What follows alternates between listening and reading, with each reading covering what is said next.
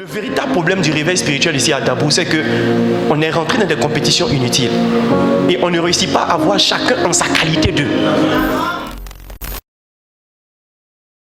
Alors, je veux déjà bénir le Seigneur pour la vie du pasteur Mohamed. Je le disais, je crois, ce matin ou hier, que dans chaque saison, Dieu suscite quelqu'un qui porte quelque chose qui est plus que nécessaire pour tout le monde. Et c'est étrange, les personnes qui portent de tels manteaux, quand tu leur dis tu as le manteau, ils disent je n'ai pas le manteau. C'est la grâce de Dieu. Et je trouve que c'est manquer de révélation que de ne pas saisir l'opportunité, n'est-ce pas, de s'associer à ce que cet homme de Dieu est en train de faire.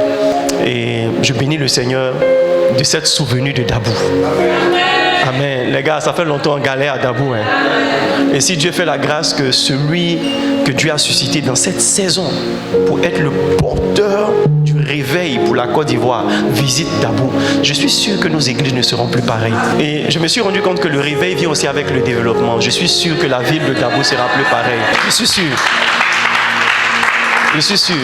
Et Élie a dit à Élisée, si tu me vois partir, si on réussit à le voir quitter Dabou et à le voir de la manière dont Dieu veut qu'on le voit, parce que le véritable combat, et je le dis, on dit connaisseur connaît.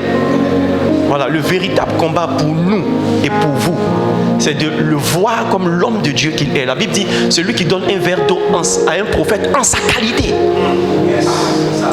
Le véritable problème du réveil spirituel ici à Dabou, c'est qu'on est rentré dans des compétitions inutiles. Et on ne réussit pas à voir chacun en sa qualité d'eux. Et l'homme de Dieu que Dieu nous envoie, sérieusement, si on réussit à le voir en sa qualité Dieu, on réussit à le voir comment Dieu l'a positionné dans cette saison, beaucoup de choses vont changer. Si on veut rendre les témoignages, à commencer par l'évangéliste Ain, le pasteur Sopi, les fils proches du pasteur Mohamed, et nous qui avons bénéficié un peu de la relation, on n'en finira pas. Les gars, c'est une opportunité que Dieu nous donne. Les papas, les frères, c'est une opportunité que Dieu nous donne. C'est une bénédiction. Pasteur Ain a dit que le fait même que Pasteur Mohamed vienne nous a mis ensemble. Ça fait longtemps que je rêve de voir les hommes de Dieu de Dabou ensemble pour une activité. Amen. Et ma prière, sincèrement, ma prière, c'est que ce qui a commencé avec le passage du pasteur Mohamed ne s'arrête pas. Les temps dans lesquels l'église est rentrée, c'est plus le temps de défendre sa chapelle, de défendre une quelconque croyance, une quelconque, je vais dire, organisation. Mais c'est de chercher le véritable réveil. Quand tu restes à Dabou, ou bien quand tu restes dans tes 6 mètres, tu ne peux pas apprécier la dimension du ministère de l'homme. La Bible dit la sagesse parle aux portes.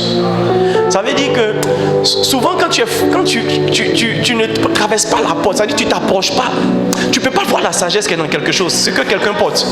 Yes.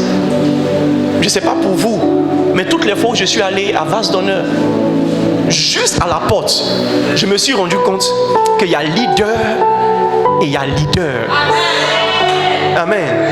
Il y a leader et il y a leader.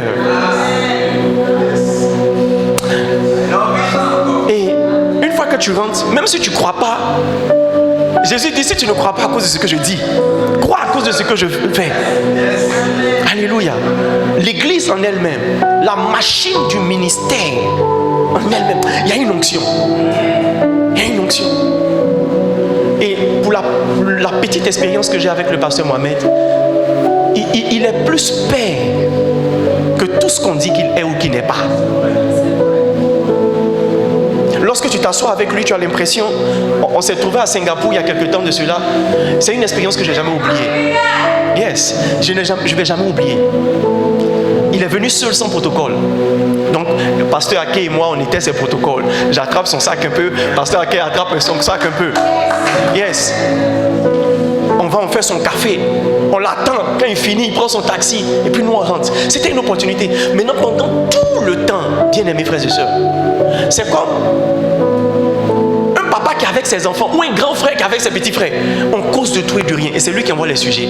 Et ce qui m'a marqué, et j'ai vu que c'est la clé qui a activé la grâce de Dieu sur sa vie. Quand Dieu dit j'ai trouvé David homme selon mon cœur, ça veut dire qu'en fait David peut-être n'était pas prédestiné, mais il y a quelque chose en David qui a attiré l'attention de Dieu. David n'est pas devenu roi par prédestination, mais il est devenu roi par qualification. Il y a quelque chose que Dieu a vu en lui. fini de faire le culte avec Bishop Dag, etc. On a mangé, on s'est retrouvés maintenant dans l'église de Singapour qui nous recevait.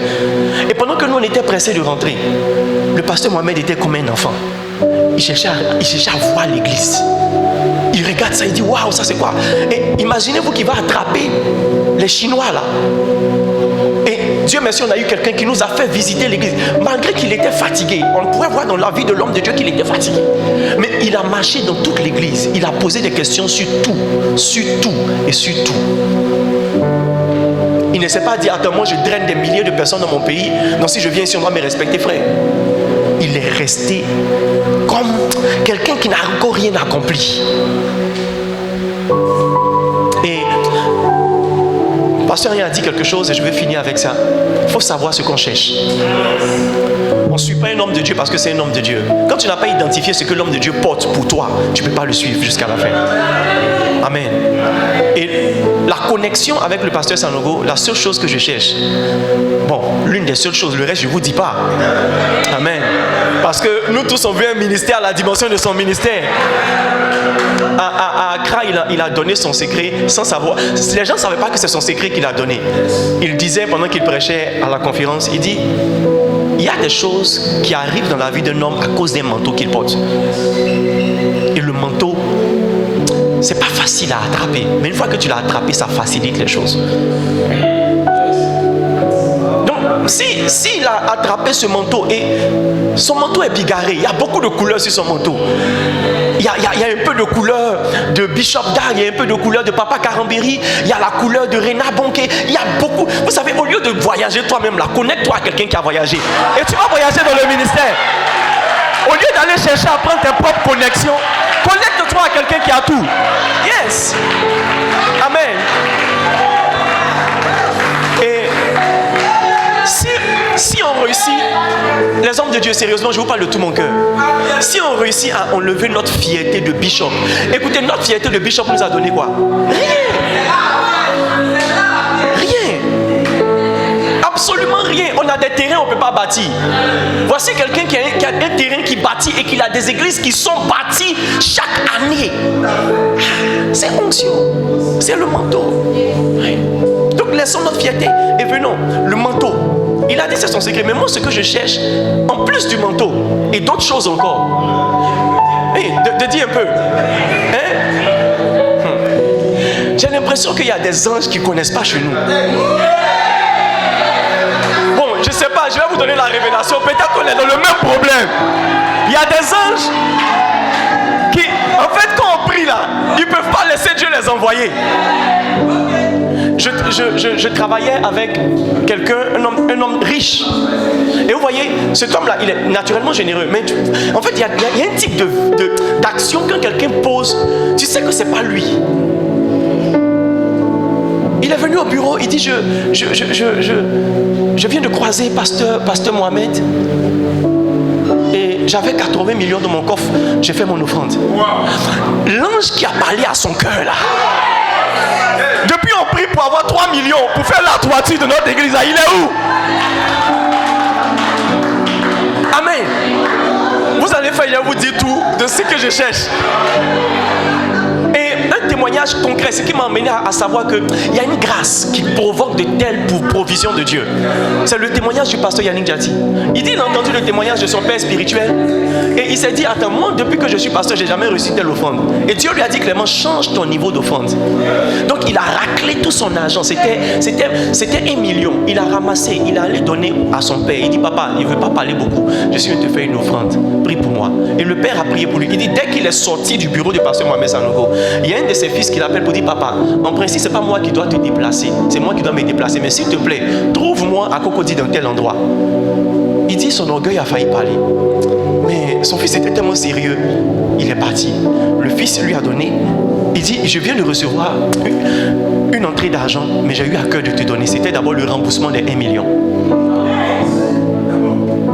Et quand il a pris le taxi pour quitter son fils, on l'appelle, on dit, viens vite au bureau. Viens vite au bureau parce qu'il y a quelqu'un qui est venu, il dit, il veut te voir obligatoirement. Et quand il est venu, c'est une personne qui lui a fait une offrande de 4 millions.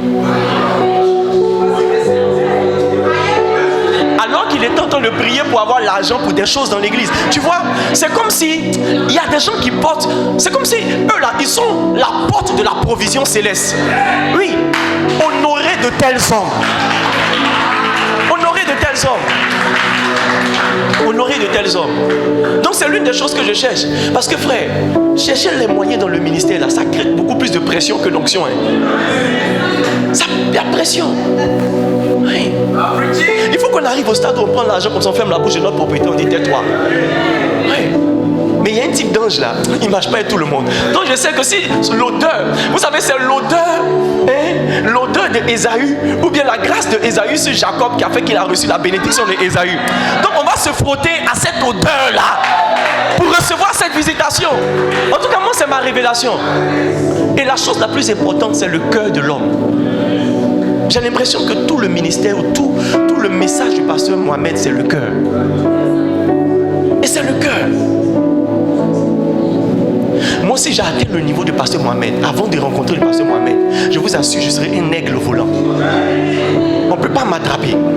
Mais vous voyez, yes, on ne peut pas m'attraper. Mais vous voyez, quelqu'un qui a une telle dimension et qui peut s'asseoir avec des petits gens comme nous et s'intéresser à nos petits ministères, nos petites vies, et même organiser des plateformes pour nous recevoir. Sérieusement, c'est une question du cœur. Oui. Non, c'est même pas l'homme, c'est esprit. Oh, c'est esprit. Après, si tu es choqué, bien aimé, si tu es choqué de ce qu'on est en train de parler d'un homme de Dieu, tu n'as pas compris la Bible. Oui. Si tu es choqué parce qu'on est en train de parler, parce qu'il y a des gens qui ont décidé de ne pas l'aimer. Il y a des gens qui ont décidé que le pasteur Mohamed c'est un mystique. C'est ta décision, c'est pas une révélation. Je ne te suis pas. C'est ta décision. C'est pas une révélation. Et puis ça me surprend pas parce que Jésus marchait sur les eaux, on dit c'est un fantôme. Quand les gens ne comprennent pas quelque chose, ils attribuent à Satan. Et Dieu a suscité de notre génération quelqu'un qui opère dans une dimension qui nous montre Dieu dans sa puissance. C'est un parfait évangéliste, c'est un parfait pasteur, c'est un parfait prophète, c'est un apôtre. Bien aimé, pendant qu'on est en train de grouiller dans les petites eaux là, permettons que l'aigle qu'il nous transporte pour nous jeter dans l'océan. On va nager pour avancer. Que Dieu nous bénisse.